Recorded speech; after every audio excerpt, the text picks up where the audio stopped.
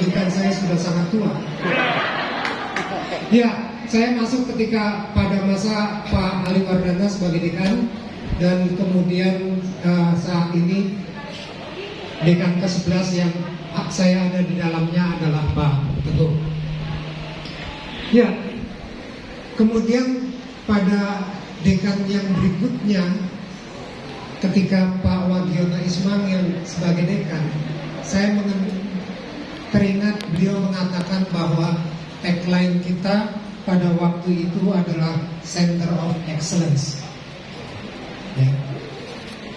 Memang FEBUI yang saya pahami selalu membangun puncak-puncak acuan keilmuan di bidang ekonomi dan bisnis, bahkan sebelum tahun 60-an sekalipun. Gitu. Ya, FEBUI dengan tua dan ketokohan dalam sejarah perkembangannya mengakumulasikan keberuntungan yang kurang dimiliki oleh universitas lain. Ford Foundation misalnya pernah mendanai sejumlah staf kita untuk menuntut ilmu di luar sana. Kemudian kita juga mempunyai yang namanya pusat antar universitas pada tahun 85-an. Dan selanjutnya kita juga Dirjen Pendidikan Tinggi pada waktu itu untuk mendirikan MMUI pada tahun 1985-an kalau nggak salah. Ya. Dan kemudian kita juga berhasil mendapatkan Quality for Undergraduate Education Project. FEBUI juga mempunyai tradisi yang sangat baik dalam perkembangan dirinya. Kenapa? Karena FEBUI mempunyai tradisi mengajak bidang keilmuan lain dan atau perguruan tinggi lain untuk memperkaya analisisnya.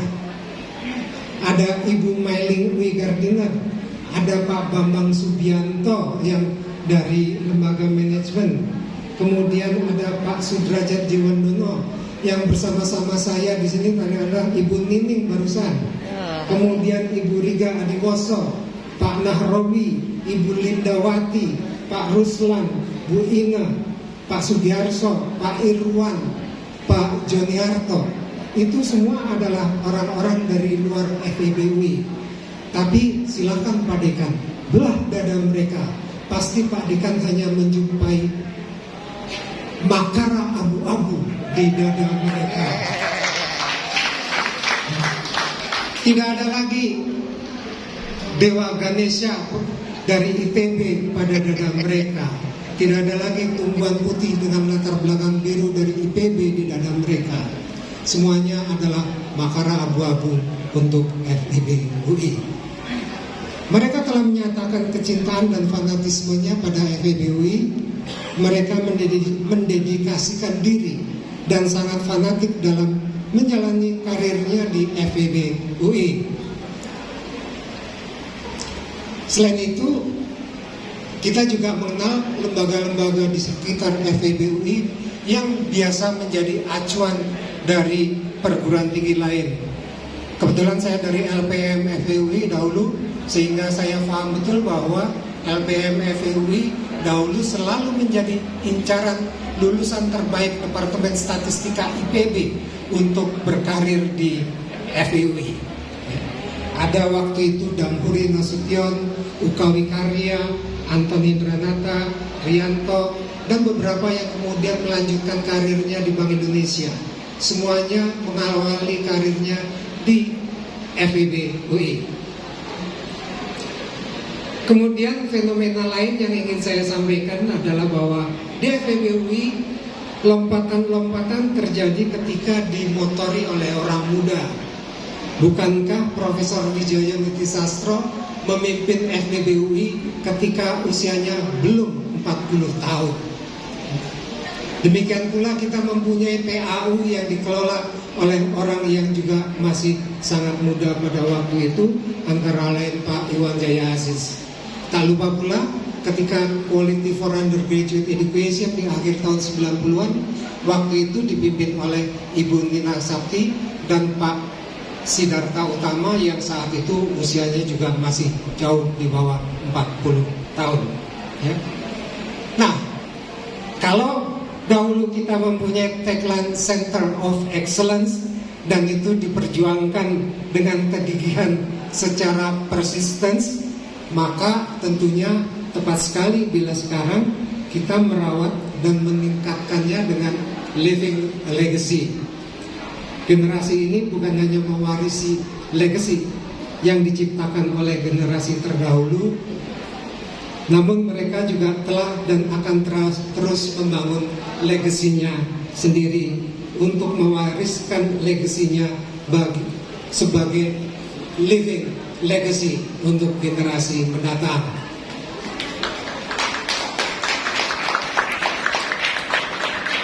Tradisi membangun legasi ini bukan hanya dimiliki oleh para pemimpin di Fakultas Ekonomi UI dan Bisnis. Para mahasiswa kita juga membangun sejumlah legasi. Sebentar lagi kita akan menyaksikan JGTC ke-45. Kita juga mempunyai yang namanya sekolah non formal yang usianya lebih dari 40 tahun. Mahasiswa FEBUI pernah mendampingi para pengamen jalanan untuk akhirnya menjadi mahasiswa kita melalui sekolah master misalnya. Ya. Dan tadi saya bicara sedikit dengan Ketua BEM, FEBUI barangkali satu di antara amat sangat sedikit di mana lembaga kemahasiswaannya mempunyai badan audit kemahasiswaan. Jadi mereka tidak hanya belajar auditing untuk akademiknya, mereka menerapkannya dalam kegiatan kemahasiswaan. Tentu saja ini sejalan pula dengan nilai transaksi yang terjadi di dalam unit kemahasiswaan kita. Beberapa tahun yang lalu, setahu saya nilainya sudah di atas 5 miliar.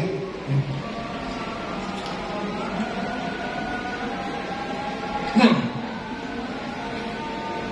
ini akan menjadi tugas yang semakin berat bagi generasi saat ini, karena di luar sana juga terjadi kemajuan dan perkembangan serta perubahan-perubahan yang menuju ke arah kemajuan baru.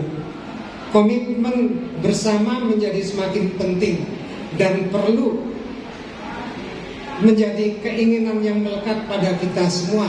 Perlu ada gairah yang kuat dari masing-masing dari kita untuk berkontribusi dalam ketercapaiannya. Sehubungan dengan hal itu, FEBUI akan semakin menjadi tempat dalam mewujudkan terrealisasikannya living a legacy bagi FEBUI ini. Semakin banyak staf yang akan beraktualisasi bersama di dalam kampus.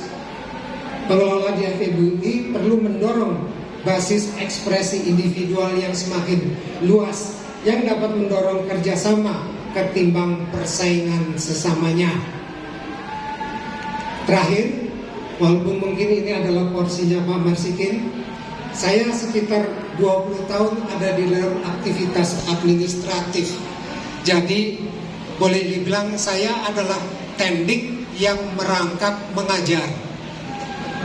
Sebagai pengajar, saya bisa pensiun pada usia 65 tahun dan masih bisa ditugasi di bidang akademik, masih mempunyai kelas, masih diajak membuat MOOC kemarin, sehingga kemarin 3 bulan terakhir saya justru mempunyai aktivitas kerja 7 hari sepekan, 60 jam per pekan selama 3 bulan berturut-turut untuk menyelesaikan MOOC tersebut.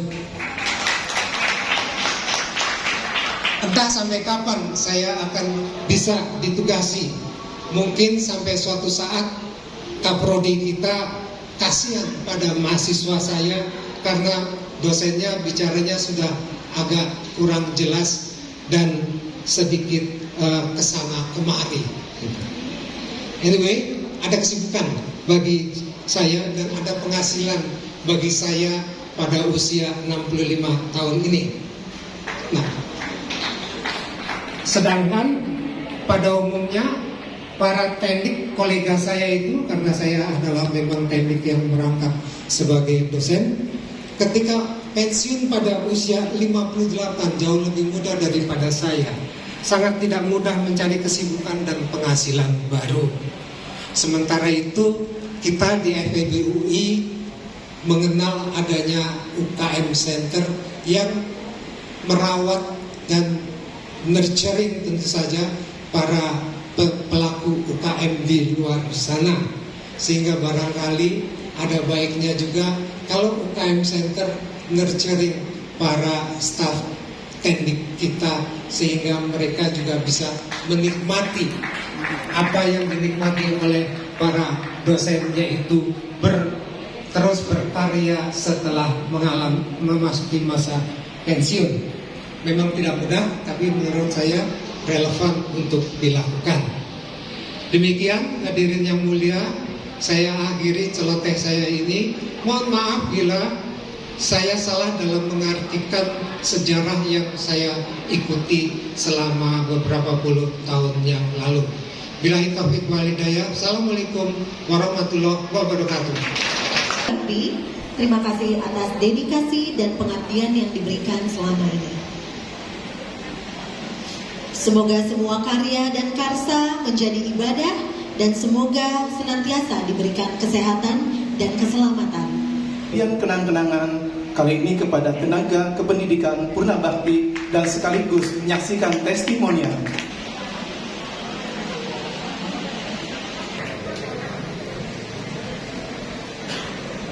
Untuk mengambil posisi di tengah, karena kita akan foto bersama.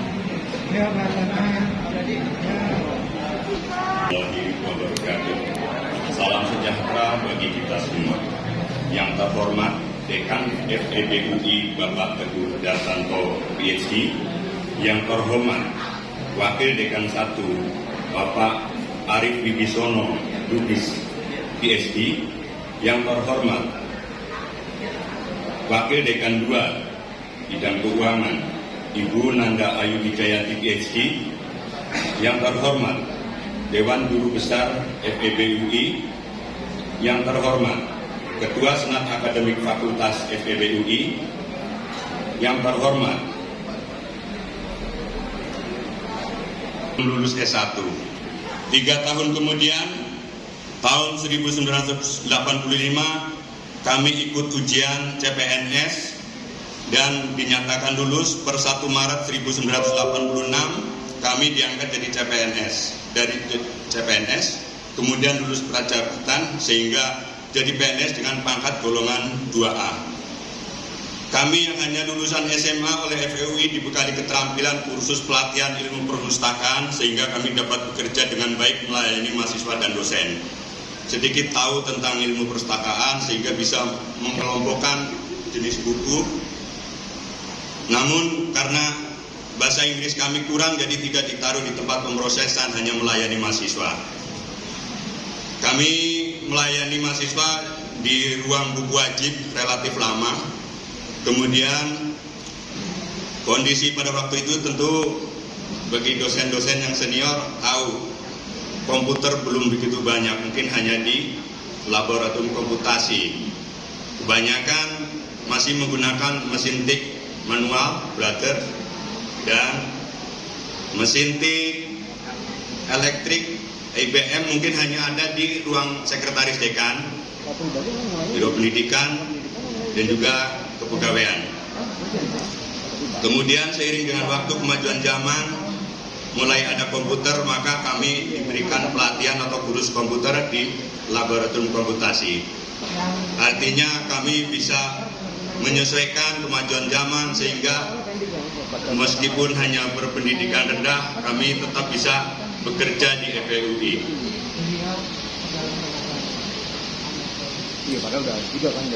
Di perpustakaan FEUI kami bekerja sering wajib lembur, jadi seminggu bisa 2 kali.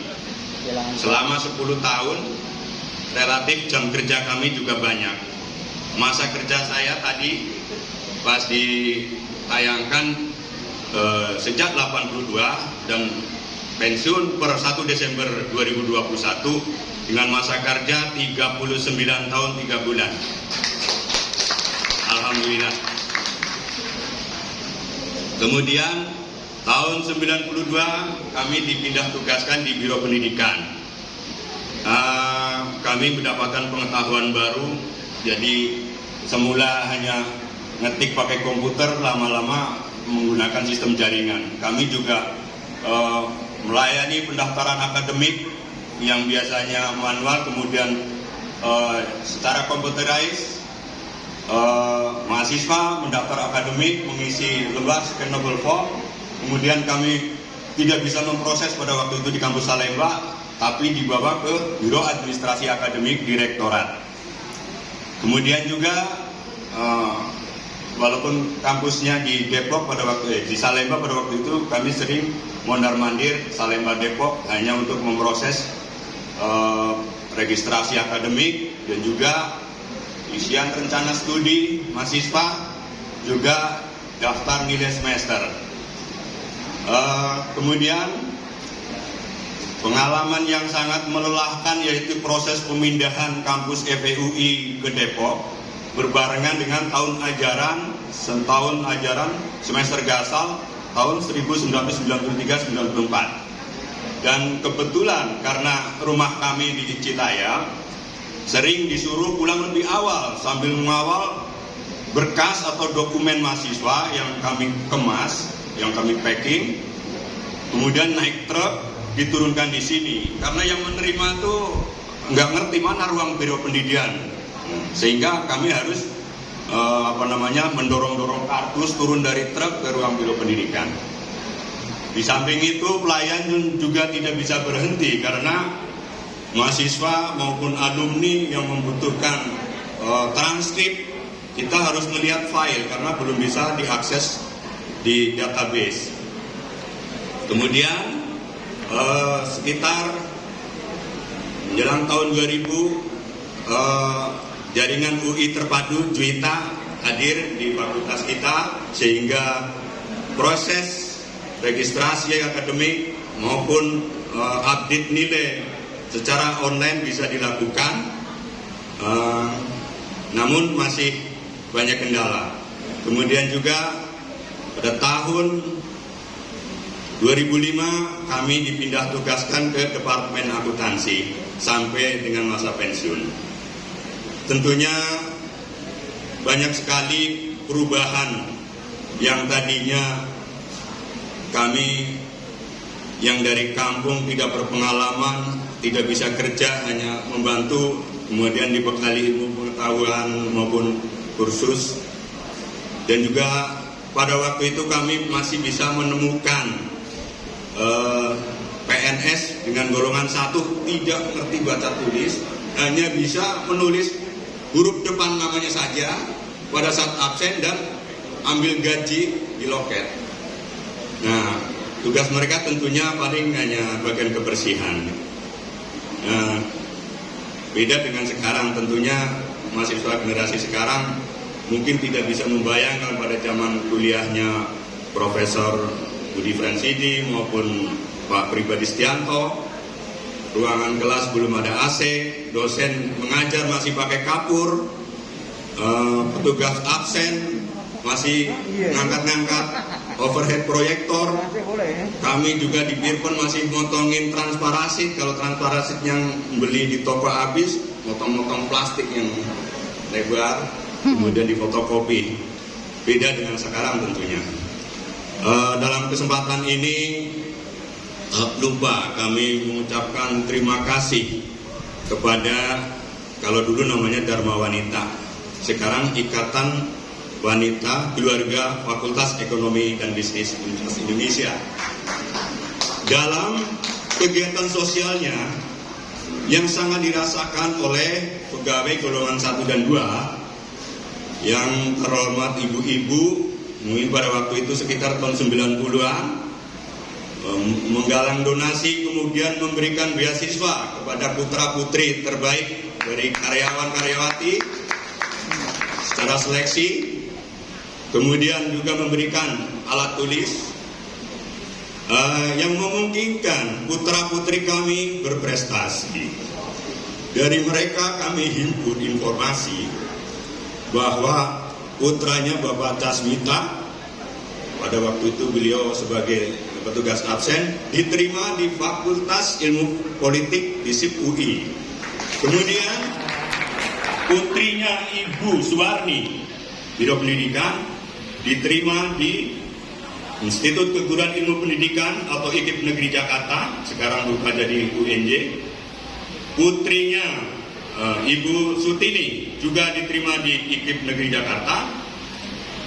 Putrinya Bapak Imam Bahri, perpustakaan, juga diterima di IKIP Negeri Jakarta. Kemudian makin ke sini, putra dan putrinya Ibu Sri Sumarni diterima di Fakultas MIPA Universitas Indonesia. Putrinya Ibu Sri Sumarni diterima di FISIP Universitas Indonesia. Kemudian putra dan putrinya Bapak Sutrisno, bagian keuangan. Terakhir Pak Trisno di apa ya? Pastor ya?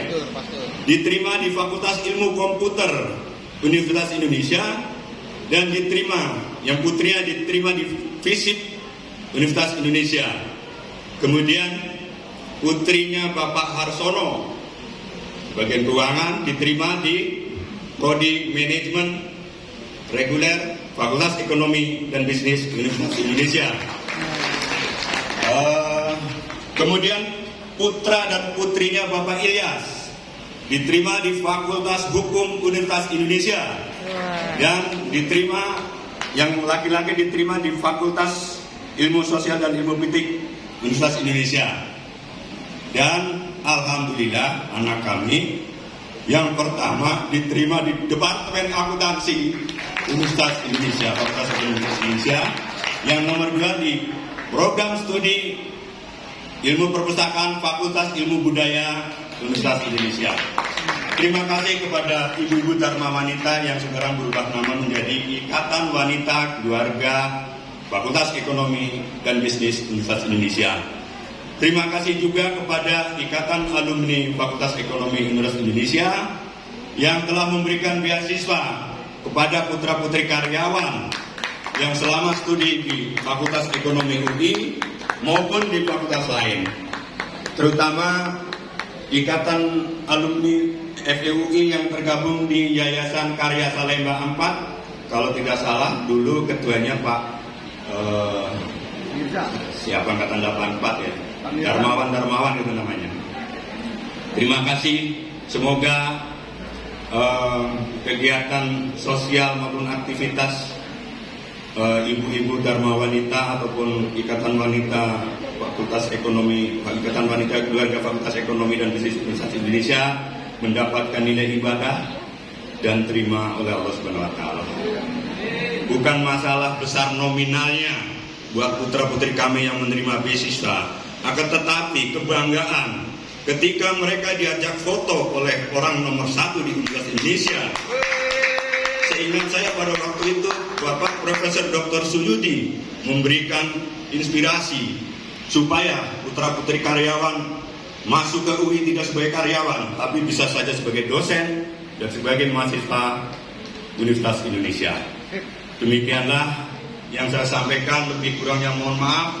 Selama bekerja di FEUI, tentunya saya ada salah ucapan, tingkah laku, perilaku dan kata-kata yang tidak sepantasnya kepada rekan-rekan dan juga pada Bapak dosen pimpinan fakultas. Mohon maaf. Salam sehat, semoga Bapak Ibu sehat semua. Dan teman-teman jangan takut menjalani masa pensiun. Jangan lupa bahagia. Demikian, lebih kurangnya mohon maaf. Wallahul muwaffiq. Wassalamualaikum warahmatullahi wabarakatuh.